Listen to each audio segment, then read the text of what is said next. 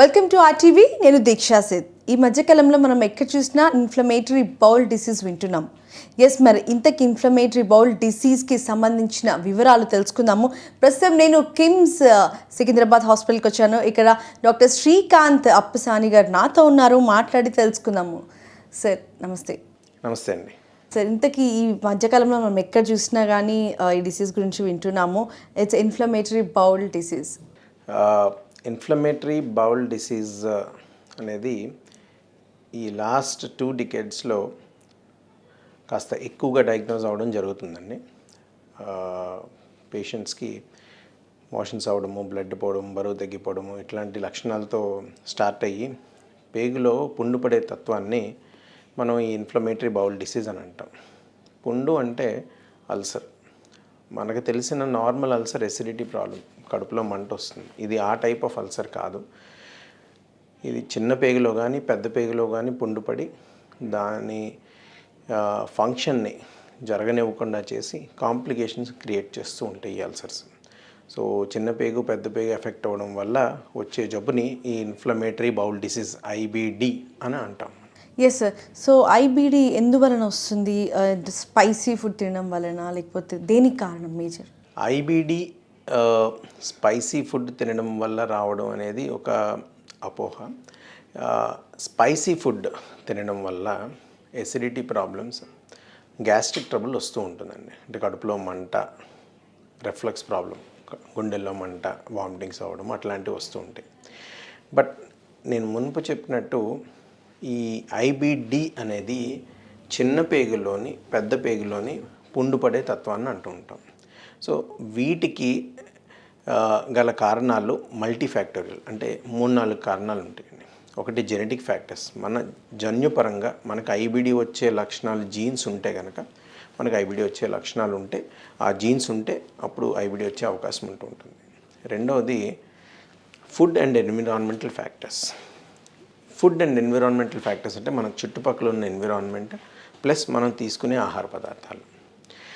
కరెక్ట్గా ఈ particular food తినడం వల్ల ఐబిడి వస్తుందని ఎక్కడ మనకి రీసెర్చ్లో తేలలేదు. కానీ వెస్టర్నైజేషన్ ఆఫ్ డైట్ అంటే ఇప్పుడు ఈ మధ్యకాలంలో మనం తినే ఫుడ్ ఐటమ్స్ చూసుకుంటే, ఒక 30 years బ్యాక్ మనం తినే ఫుడ్ ఐటమ్స్ చూసుకుంటే దెర్ ఇస్ ఎ డిఫరెన్స్. మనందరికీ తెలిసిందే. మన స్టాండర్డ్ ఫుడ్ ఐటమ్స్ తీసుకుందాము. ఇప్పుడు బ్రేక్ఫాస్ట్ తీసుకుందాం, ఇడ్లీ, దోశ అలాంటివి ఉండేవి. భోజనం తీసుకుందాం, అన్నం, పప్పు, చారు, సమ్ కర్రీస్, మజ్జిగ. వెరాజ్ ఇప్పుడు ప్రజెంట్ ఫుడ్ ఐటమ్స్ చూసుకుందాం మనం. Burgers, pizzas, chips, all these refined foods అంటాం. సో ఫుడ్స్ని రిఫైన్డ్గాని ఫాస్ట్గా సర్వ్ చేసేవి ఈ వెస్టర్నైజ్డ్ డైట్స్.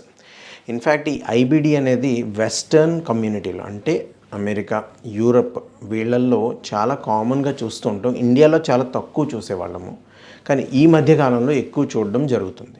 ఇలా ఎక్కువ చూడడానికి 2-3 కారణాలు ఉండొచ్చు. అంటే మన దగ్గర టెస్ట్ చేసే ప్రక్రియలు ఎక్కువ అవడం, పేషెంట్స్ ఎక్కువగా వచ్చి హెల్త్ కోసం టెస్టులు చేయించుకోవడం, లేదంటే డాక్టర్ని సంప్రదించడం వల్ల కూడా అయి ఉండొచ్చు. కానీ ఈ వెస్టర్నైజేషన్ ఆఫ్ ఫుడ్ ఐటమ్స్ అంటే మనం తీసుకునే ఆహార పదార్థాల్లో ఈ వెస్టర్న్ ఫుడ్స్ అంటే హైలీ రిఫైన్డ్ ఫుడ్స్ ఉండడం వల్ల కూడా ఈ ఐబిడి వచ్చే అవకాశం డెఫినెట్లీ పాజిటివ్గా ఉందని రీసెర్చ్లో తెలియదు. The third reason is stress. Sometimes stress on the background, అంటే మనకి ఈ జన్యుపరంగా జెనెటిక్గా జీన్స్ కొన్ని ఉండి ఫుడ్ ఐటమ్స్లో ఈ వెస్టర్నైజ్డ్ ఫుడ్ ఐటమ్స్ ఎక్కువ తినడం వల్ల ప్లస్ ఈ స్ట్రెస్ కూడా కలిస్తే ఈ ఐబిడి లక్షణాలు ఎక్కువ అయ్యే అవకాశం కూడా ఉందండి. సో బేసికలీ ఇది multifactorial food items and environmental factors అంటాం. జన్యుపరమైన ప్రాబ్లమ్స్ అంటే జెనెటిక్ ఇష్యూస్ వల్ల ప్లస్ ఫుడ్ ఐటమ్స్ వల్ల ప్లస్ స్ట్రెస్ ఐటమ్. సో ఇలా మల్టీఫ్యాక్టోరియల్గా ఐబిడి వస్తుందండి. సార్, సో ఐబిడికి ఐబిఎస్కి ఏంటి డిఫరెన్స్? సో మోస్ట్లీ అందరం ప్రజల్లో అనుకునేది అంటే సేమ్ ఉంటున్నాయి సిమ్టమ్స్ కొన్ని, సో ఇది ఐబిఎస్ కూడా కావచ్చు అనుకుంటాం. సో ఇదేమవుతుందంటే ఇప్పుడు అందరికీ ఈ టెక్నాలజీ మన చేతిలో సెల్ ఫోన్ రావడం, గూగుల్ అనేది ఈజీగా దొరకడం, ప్లస్ ఇంటర్నెట్లో ఎక్కువగా సిమ్టమ్స్ గురించి చదవడం వల్ల ప్రజలు ఈ జబ్బులు తను తానే డయాగ్నోస్ చేసుకుంటారు, నాకు ఐబిఎస్ ఉందని, నాకు ఐబిడి ఉందని చెప్పి. సో దీని గురించి కొంచెం డిఫరెన్సియేషన్ నేను క్లియర్గా చెప్తాను, ఎందుకంటే చాలా చాలా ఇంపార్టెంట్ ఇది. మనం ఇప్పటివరకు మాట్లాడుకుంటుంది IBD, inflammatory bowel disease. This is a big problem. ఇది చాలా ఇంపార్టెన్స్ ఇవ్వాల్సిన విషయం. ఎందుకంటే ఐబిడిలో పేగులో పుండు పడుతుందని చెప్పాను. దాన్ని ట్రీట్మెంట్ చేయకపోతే దానివల్ల వెయిట్ లాస్ అవ్వడము, పేగు కన్నం పడ్డము, ఫిస్టులాస్ అంటాం, లేదా పేగు స్ట్రిక్చర్ మర్తపడి టైట్ అయిపోవడము, సర్జరీకి వెళ్ళాల్సిన అవసరం రావడము, అట్లాంటి సీరియస్ కాంప్లికేషన్స్ వచ్చే అవకాశం ఉంటుంది. నా వీళ్ళల్లో ఐబిడి పేషెంట్స్లో ఎక్కువగా మోషన్స్ అవ్వడం, మోషన్లో బ్లడ్ పోవడం, బరువు తగ్గిపోవడం, రక్తం తగ్గిపోవడం వంటి సీరియస్ లక్షణాలు వస్తాయి. నా ద సెకండ్ ప్రాబ్లం ఐబిఎస్. చూడడానికి రెండు ఒకటే వర్డ్స్లో ఉన్నాయి, ఓన్లీ ఎస్ అండ్ డి అనేది డిఫరెన్స్. సో ఐబిఎస్లో ఇరిటబుల్ బౌల్ సిండ్రోమ్.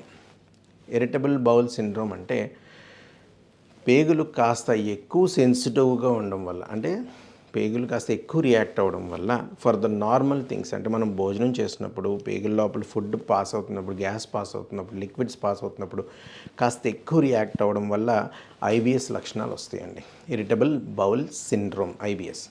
సో వీళ్ళల్లో కూడా కొంతమందికి మోషన్స్ అవ్వడం, మోషన్స్ అవ్వకపోవడం, కడుపు నొప్పి రావడం జరుగుతూ ఉంటుంది. కానీ సీరియస్ ప్రాబ్లమ్స్ అంటే బరువు తగ్గిపోవడం, రక్తం పోవడము, ఇట్లాంటి సీరియస్ లక్షణాలు రావు. సో కొన్ని లక్షణాలు అంటే లూజ్ మోషన్స్ అలాంటివి కొంచెం పెయిన్ రావడం అనేది కామన్ ఉండొచ్చు. కానీ IBS, IBD are two different diseases. IBS అనేది పేషెంట్ని ఇబ్బంది పెడుతుంది కానీ సీరియస్నెస్ ఉండదు. అంటే ఐబిఎస్ వల్ల పేగు పాడైపోవడం అట్లాంటి సీరియస్ కాంప్లికేషన్స్ ఎప్పుడు జరగవు. సో మనము దానికి సరైన ట్రీట్మెంట్ తీసుకున్నట్లయితే ఒక ఫ్యూ వీక్స్లో, ఫ్యూ మంత్స్లో నార్మల్ అయ్యే అవకాశం ఉంటుంది.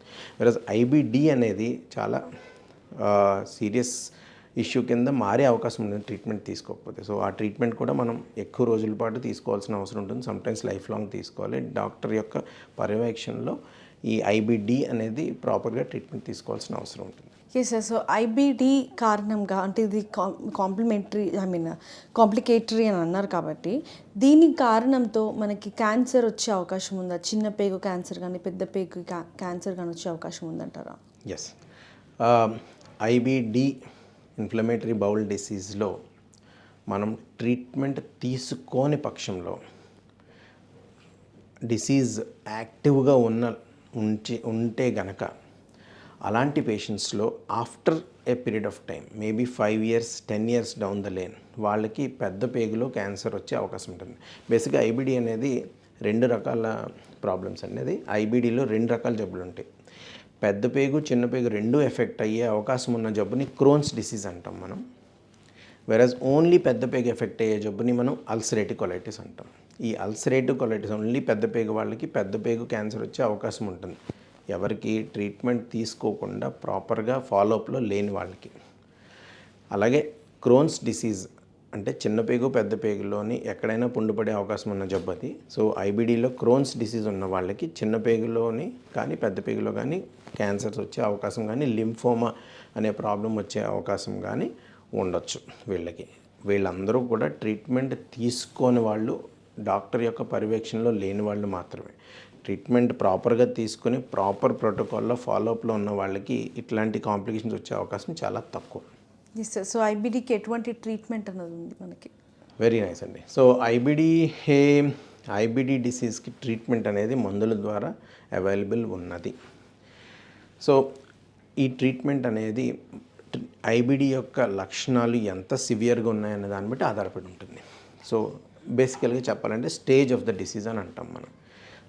మైల్డ్ స్టేజ్ అంటే ఓన్లీ పుండు మాత్రమే పడింది, కాంప్లికేషన్స్ ఏమీ రాలేదు అన్న స్టేజ్లో మోస్ట్ ఆఫ్ ద పేషెంట్స్కి ట్యాబ్లెట్స్, మెసలమిన్ అనే ట్యాబ్లెట్ ఉంటుంది. సో మెసలమిన్ అనే మాలిక్యూల్ లో ఉన్న ట్యాబ్లెట్ తీసుకున్నట్లయితే వీళ్ళకి పుండు మానిపోతుంది. సో కొంతమందికి ఈ మైల్డ్ కాకుండా సివియర్ ఉంటుంది, అంటే పుండు కూడా ఉంటుంది ప్లస్ పుండు సివియర్ అయ్యి కాంప్లికేషన్స్ కూడా వస్తాయి వాళ్ళకి. అలాంటి వాళ్ళకి బాడీ యొక్క ఇమ్యూనిటీని కంట్రోల్ చేసే మెడిసిన్స్ కూడా అవసరం ఉంటుందండి. సో బాడీ యొక్క ఇమ్యూనిటీని కంట్రోల్ చేసే మెడిసిన్స్ అంటే స్టెరాయిడ్స్.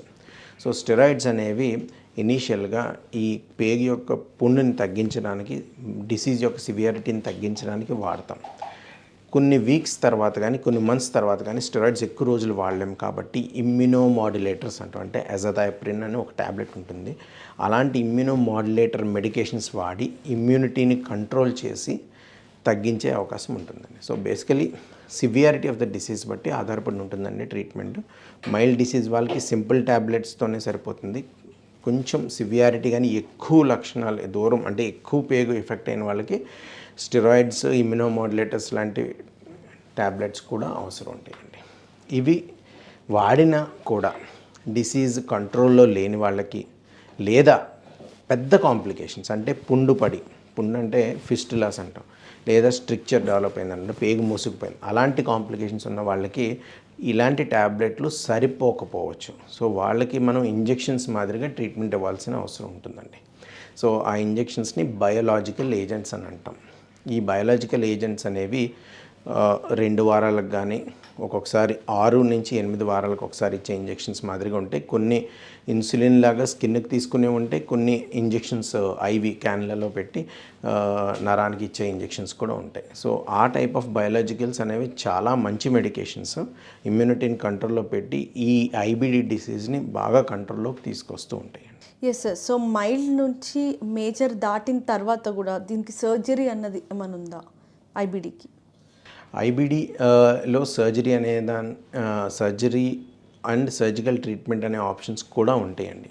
సో కొంతమంది పేషెంట్స్కి ఈ మెడిసిన్స్ వాడిన తర్వాత కూడా డిసీజ్ కంట్రోల్లోకి రాలేని పక్షంలో వాళ్ళకి సర్జరీ చేయబడుతుంది. సో అల్సరేటివ్ కొలైటిస్ అంటే పెద్ద పేగులో పుండుపడే తత్వాన్ని వాళ్ళకి మెడిసిన్స్ వాడిన తర్వాత ఇబ్బందులు తగ్గకపోయినా లేదా కాంప్లికేషన్స్ ఏమన్నా అంటే మెగాకోలాన్ అంటాం, బాగా పేగు వాచిపోతుంది, అలాంటి కాంప్లికేషన్స్ వచ్చినప్పుడు కంపల్సరీ సర్జరీకే వెళ్తారండి. వాళ్ళకి పెద్ద పేగు మొత్తం తీసేయడం జరుగుతుంది అండ్ చిన్న పేగుని పౌచ్లా తయారు చేసి మోషన్ నార్మల్గా పాస్ అయ్యేటట్టు చేస్తారండి. This is done in expert centres like speciality centres where surgeons have this experience. ఇలాంటి సర్జరీస్ వల్ల డిసీజ్ బాగా తగ్గి ఇన్ఫ్యాక్ట్ వాళ్ళు ఇంకా అసలు మెడిసిన్స్ వాడాల్సిన అవసరం కూడా ఉండకపోవచ్చు. So we have surgery for treatment of ulcerative colitis in this condition. రెండవది క్రోన్స్ డిసీజ్లో సర్జరీ అనేది మేము నార్మల్గా అడ్వైస్ చేయం. కాంప్లికేషన్స్ ఏమైనా వచ్చి అంటే పేగు కన్నం పడిపోయి పర్ఫరేషన్ పెరిటినైటిస్ అంటే పేగు లోపల మొత్తం కడుపు లోపల చీమ పట్టేయడం అలాంటి సీరియస్ కాంప్లికేషన్ వచ్చిన పేగు బాగా మూసుకుపోయి టైట్ అయిపోయి అబ్స్ట్రక్షన్ అంటే పేగు లోపలికి ఫుడ్ వెళ్ళట్లేదు అన్న స్టేజ్లోని మనం సర్జరీ అడ్వైస్ చేస్తాము. ఆ డిసీజ్డ్ పార్ట్ ఏదైతే ఉందో ఆ చిన్న భాగాన్ని మనం తీసేసి తర్వాత మళ్ళీ మెడిసిన్స్ కంటిన్యూ చేసుకుంటూ మిగతా పేగు డ్యామేజ్ అవ్వకుండా కాపాడుకోవడానికి ప్రయత్నం చేస్తాం. Surgery is available for treatment of IBD. ఒక్కొక్క సిచ్యువేషన్లో దాన్నే ఇంక ఫైనల్ ట్రీట్మెంట్ కింద ఇస్తాం. ఒక్కొక్కసారి కాంప్లికేషన్ ట్రీట్ చేసి మళ్ళీ మెడిసిన్స్ని కంటిన్యూ చేయడానికి ఒక బ్రిడ్జ్ థెరపీలా వాడుతూ ఉంటాం. Yes sir. సో సర్జరీ చాలా కాస్ట్లీ అని విన్నాము. సంవత్సరానికి ఇన్ని లక్షలు అవుతాయి అని మాత్రం ఒక చిన్న టాక్ అయితే ఉంది. అది ఎంతవరకు నిజం అంటారు? ఇది యాక్చువల్లీ సర్జరీ కన్నా ఈ బయోలాజికల్ ఏజెంట్స్కి ఈ కాస్ట్ ఆఫ్ ద ట్రీట్మెంట్ అనేది కాస్త ఎక్కువ ఉంటుందండి. సో ఈ కాస్ట్ ఆఫ్ ద ట్రీట్మెంట్ చూసుకున్నట్లయితే IBD is a disease which has got costly treatment. Medicines కూడా కొద్దిగా కాస్ట్ ఎక్కువ ఉంటాయండి. ఈ ట్యాబ్లెట్స్ కూడా కొంచెం కాస్ట్ ఎక్కువ ఉంటుంది. బయోలాజికల్ ఏజెంట్స్ అనేవి 2 వారాలు తీసుకునేవి కానీ 6 నుంచి 8 వారాలు తీసుకునేవి కానీ కాస్ట్లీవి. సుమారుగా సంవత్సరానికి 6 లక్షల నుంచి 10 లక్షల మధ్యలో ఖర్చు అవుతూ ఉంటుంది. కాకపోతే ఈ కాస్ట్ ఎక్కువ ఉండడం వల్ల కొన్ని స్పెషాలిటీ క్లినిక్స్ అంటే ఫర్ ఎగ్జాంపుల్ కిమ్స్ హాస్పిటల్లో మేము ఒక స్పెషాలిటీ ఐబిడి క్లినిక్ రన్ చేస్తాం. వాళ్ళల్లో పేషెంట్ అసిస్టెన్స్ ప్రోగ్రామ్ అని పెడతాం. సో ఇట్లా పూర్ పేషెంట్స్ ఎవరన్నా అఫోర్డబుల్ లేని వాళ్ళు, ఇన్సూరెన్స్ లేని వాళ్ళు ఎవరన్నా వచ్చినట్లయితే వాళ్ళకి మెడిసిన్ అనేది తక్కువ కాస్ట్లో వచ్చేటట్టు చూస్తాం. ఇవి బయోలాజికల్ ఏజెంట్స్. ఇప్పుడు ఫర్ ఎగ్జాంపుల్ ఇన్ఫ్లిక్స్మాబ్ అనేది ఒక మేజర్ మోస్ట్ ఇంపార్టెంట్ మాలిక్యూల్ ఉందండి. ఒక వైల్ కాస్ట్ ఇంతకు మునుపు అరౌండ్ 50,000 దాకా ఉండేది. But company as such has reduce the cost right now. ఇప్పుడు 20,000 అలా వస్తుంది. సో ఆల్మోస్ట్ లెస్ దాన్ 50%కి కాస్ట్ తగ్గిపోయింది.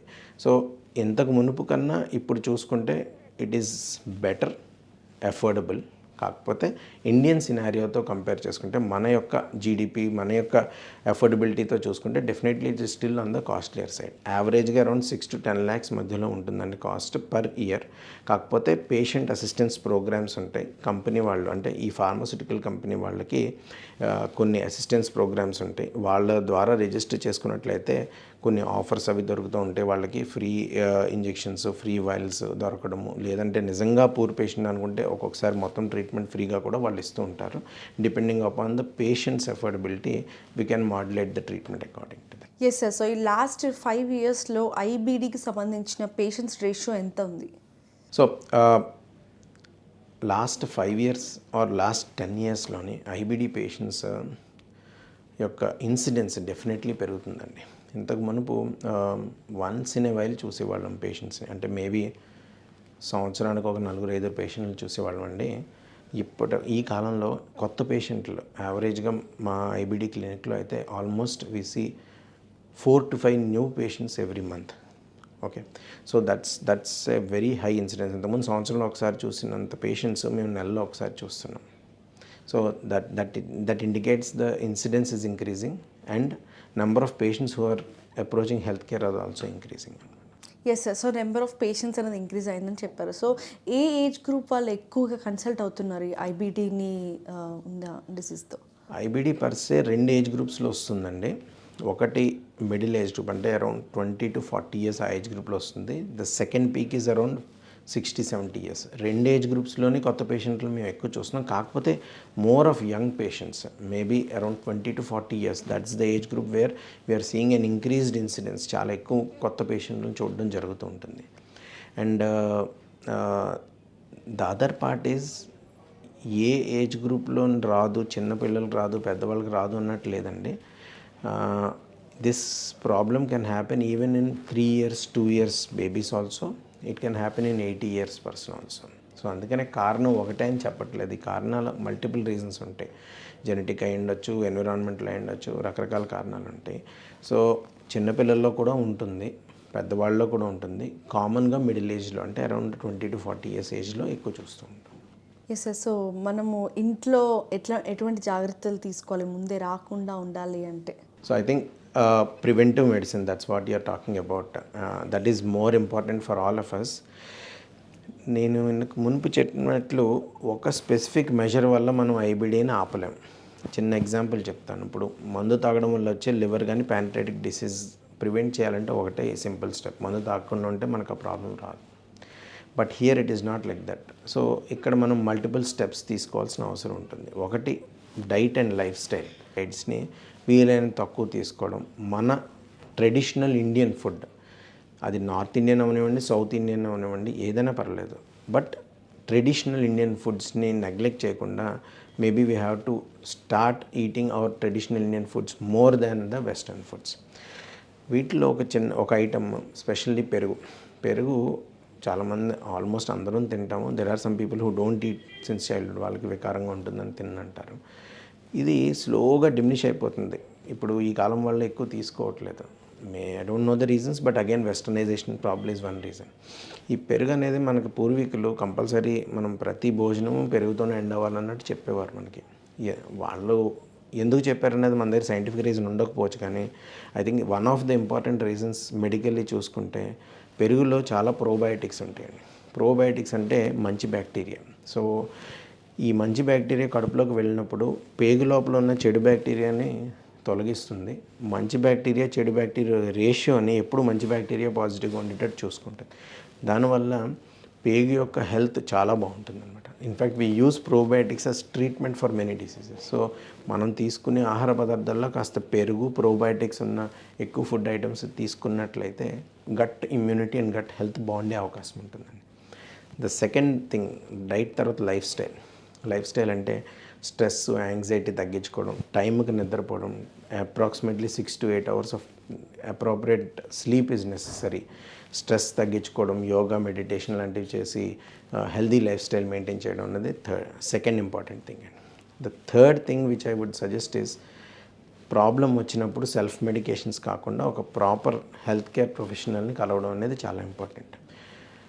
ప్రతిసారి చిన్న చిన్న ప్రాబ్లమ్స్ పరిగెట్టాలని నేను చెప్పను, బట్ ప్రాబ్లం పర్సిస్ట్ అవుతుంది. అంటే మోషన్స్ ఆగట్లేదు, మోషన్లో బ్లడ్ పోతుంది, ఇలాంటి కారణాలు ఉన్నప్పుడు నాటు వైద్యాలు తీసుకోవడము, లేకపోతే సెల్ఫ్ మెడికేషన్స్ తీసుకోవడం, లేదా ఫార్మసీకి వెళ్ళి ఫార్మసిస్ట్ లేకపోతే అక్కడ ఉన్న వాడిని అడిగి 4 ట్యాబ్లెట్లు వేసుకోవడం, అలాంటివి చేయకుండా ఒక proper health care professional, it could be a gastroenterologist, it could be IBD specialist like us, or it could be a physician, ఎవరో ఒకరిని కనుక్కొని వాళ్ళు ఇచ్చిన మందులు వాడుకొని అప్పటికి తగ్గకపోతే ఈ ఐబిడి లేకపోతే గ్యాస్ట్రెంటాలజీ స్పెషల్ కేర్ యూనిట్స్ని సంప్రదించడం అనేది చేయాలండి. So diet, lifestyle, early medical health care, ఈ 3 పాటించినట్లయితే మేజర్ కాంప్లికేషన్స్ రాకుండా ఉండే అవకాశం ఉంటుంది.